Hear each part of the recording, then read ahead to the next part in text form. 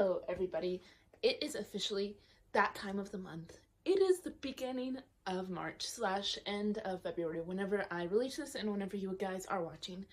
So it is officially time for TBR videos. So before we get into this, hello, I am Bella, and what I do here on my little corner of BookTube is I essentially review books that are pretty popular, and I give content / spice warnings whether or not there's like a lot of language or anything that anybody might have a problem with reading in books. I tell you if it's in there. And so, as mentioned, it is officially that time of the month. I think I'm gonna choose 10 books for March. Yes, 10 books is enough. Yeah, that's enough.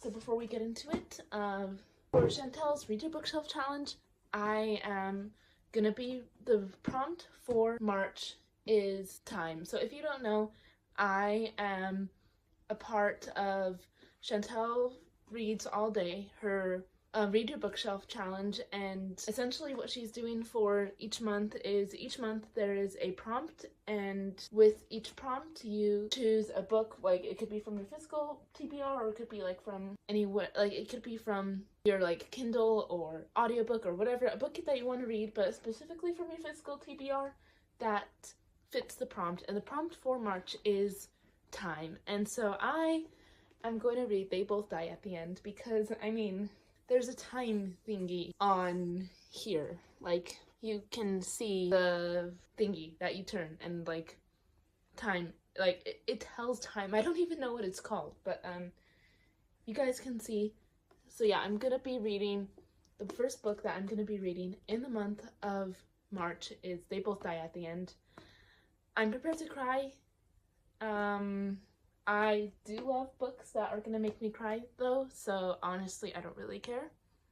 I mean, yes I do, but like also, yeah, in case you don't know what it's about. On September 5th, a little after midnight, Deathcast calls Mateo Torres and Rufus and Materio to give them some bad news. They're going to die today. Mateo and Rufus are total strangers, but for different reasons, they're both looking to make a new friend on their end day.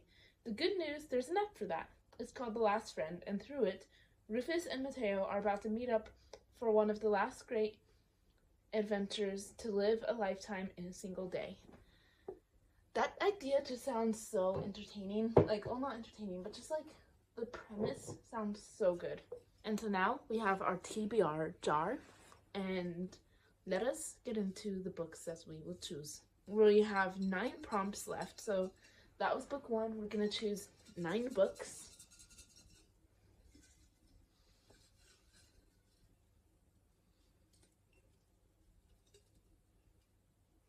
Okay, pink on the cover.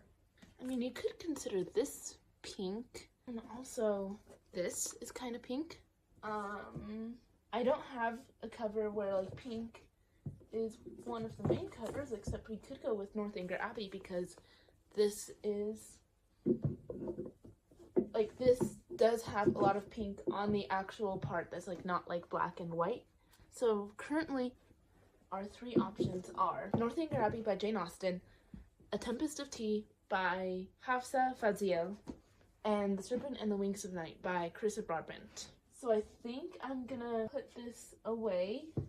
Besides, I don't really want a spicy book right now, or at least a super spicy book. And this is giving more Halloween because it has vampires. So we are going to go with Northanger Abbey. I think this is a second chance romance, if I'm not mistaken. While staying in Bath, Catherine Moland meets Henry Tinley and his sister Eleanor, who invite her to their family estate. A fan of Gothic romance novels, naive Catherine is soon letting her imagination run wild in the atmospheric abbey, fueled by her friendship and with the vivacious Isabella Thorpe. It is when the realities of life set in that Catherine's fantastical world is shattered. A coming-of-age novel, Austen expertly parodies the Gothic romance novels of her time and reveals much about her unsentimental view of love and marriage in the 18th century. I think I'm gonna go with this. I mean, I'm not really getting too much from that, but it's interesting. And I don't even know where the other, oh yeah, we only chose one prompt so far. Prompt 2. Red. Or this has red text. I'm in the mood for like a lot of shorter books, so I think we're gonna go with Magnificent Glass Globe by R. Bergson. 11-year-old Mary dreams of one day visiting the Amazon. One day, Mary and her friends stumble upon an old travel trunk, once belonging to her grandfather, in the basement of the museum where her father works. Inside is a curious glass globe that, when touched, transports them to the rainforest. Mary can't believe her luck, but the rainforest is dangerous. Poachers, poisonous creatures, and a villain intent on stealing the globe turn their adventure to a nightmare. To get back home, their friends must recover the globe, stop deadly poachers, and find something to eat and drink, and make sure the globe doesn't fall into the wrong hands. So this honestly sounds like a good springy / summer book. I mean, like, they're in the jungle, all that, yeah. I think I'm gonna read this. Now we have romance. Ooh. Do we want to go for gothic romance? Or do we want to go for a romancy romance? Because I don't own any romance, but there are so many that I want to read. Let's go off of physical, and we are gonna go with Wuthering Heights by Emily Bronte. There are already 2 classics on this TBR, and I don't read a lot of classics, but I want to start reading classics, and this honestly sounds so good. Yes, it is more of a gothic romance, so I should probably wait till fall. Oh, no. One that I really want to read, A Novel Love Story by Ashley Poston. She is literally going into her, she is transported to her favorite romance book and starts falling in love with one of the characters. That is every reader's dream. I'm gonna read A Novel Love Story by Ashley Poston. And now we have Cover You Love. These are coming back again. The Serpent and the Wings of Night and A Tempest of Tea. I think I'm gonna go with A Tempest of Tea, because this book is thick, and the only reason I love it is because I kind of like it more than the US editions. This one is so pretty. I love like the blue fading into like the pink, and it is so pretty. We are gonna go with A Tempest of Tea. Her prestigious tea room transforms into an illegal bloodhouse by night, catering to the vampires feared by society. But when the tea room and its secrets come under threat, Arthur must lead a gang of outcasts in a high-stakes heist to the sinister vampire underworld. So this is kind of Six of Crows from what I hear. But even as unexpected romance blooms, Arthur realizes that not everyone in her ragtag crew, not raging crew, is on her side, and she finds herself in the midst of a conspiracy that will threaten the world as she knows it. Dark, action-packed, and swoon-worthy, A Tempest of Tea is teeming with romance revenge, led by an orphan girl willing to do whatever it takes to save her self-made kingdom. Yes, we're gonna go with A Tempest of Tea. So we have 5 prompts already, 5 books already. It's crazy.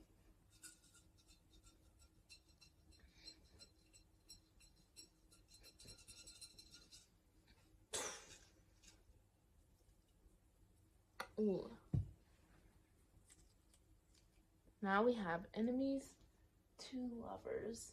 There are so many Enemies to Lovers books out there that I really want to read, but the one that is coming to mind is Heartless Hunter by Kristen Ciccarelli. I've heard so many really good things about it. I really want to read it. I hear it's like a witch hunter trope, and it honestly looks so good. I haven't really read any witch hunter tropes recently, but yeah, I don't own it. I haven't seen it here at all. Or no. Better idea came to mind, The Remnant Chronicles, because I read Dance of Thieves 2023, and I've been meaning to get to The Remnant Chronicles for so long, and it has been driving me nuts not having read it for like a year and a half. We are going with The Remnant Chronicles by Mary E. Pearson. I don't remember what the first book is. Kiss of Deception. Yes, Kiss of Deception. Yeah. I don't know if it's entirely enemies to lovers, but from what I hear, one of the people in the love triangle is an assassin, not a killer, so yes, it is enemies to lovers.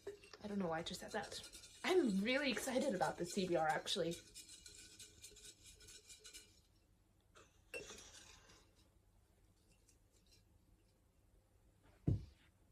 We have over 600 pages.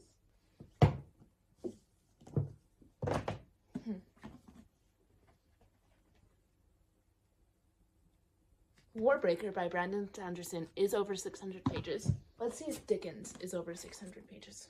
No, it's not. It barely passes the 500 page mark. And now we're going to check Mansfield Park, but I don't think I'm going to want to read Mansfield Park.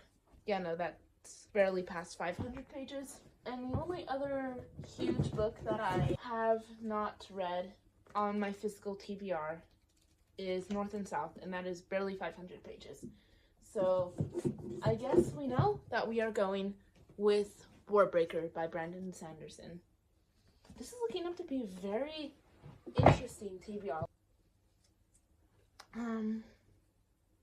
One word title. We could go with Kidnapped by Robert Louis Stevenson. Connect by Rob Dingman. This is technically a novella, but it's short, so I think I might go with that one. Okay, we're going with Connect by Rob Dingman. I don't know much about it, but I know it's about meditation. We're not going to read it because we're already at the 20-minute mark. So that is our 8th book. And now we have recent release.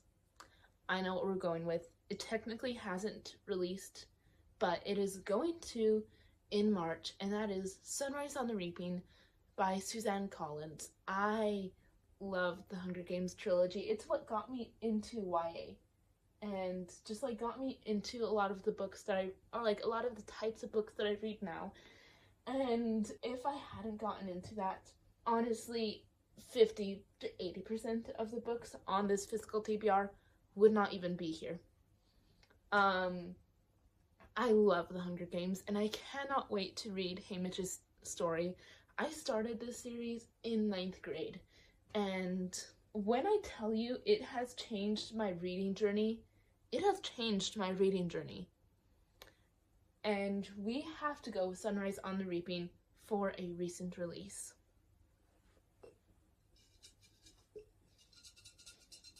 This is our last prompt. Okay.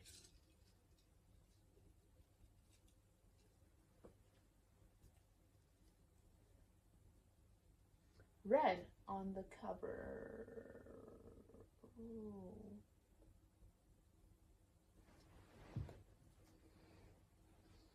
No, that doesn't really have red. Can't think of a book with red on the cover, so we are gonna put this back in here and then reshake. If we get this again.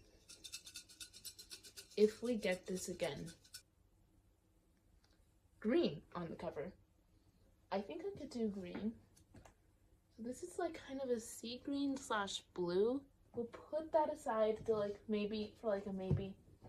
Also, we have Girl Meets Change. I think I'm a little old for this, but I think it'll still provide some insight.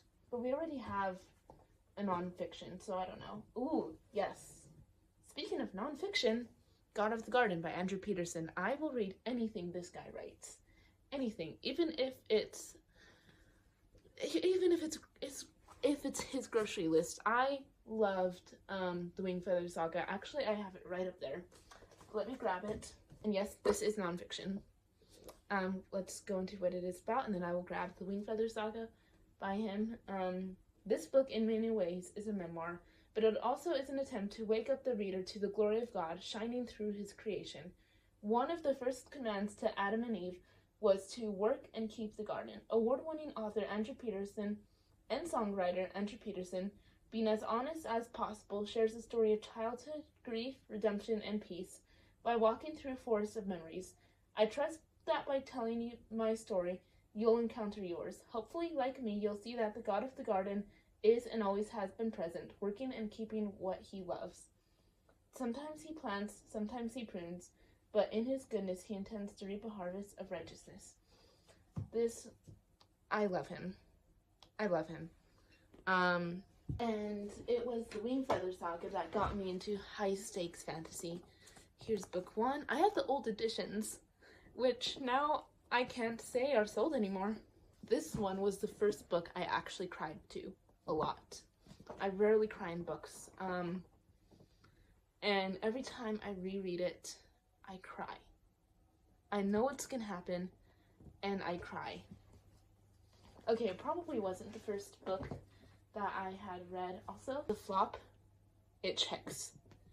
It's floppy, it's bouncy, it checks. And then also I have this, which is actually very pretty. I like the design. So I will deal with that situation when we come to it. So now we have 10 books on our TBR. The 2 audiobooks that I will be doing, if I have access to the audiobooks, which I probably will, yes, which I will, are Sunrise on the Reaping and The Kiss of Deception.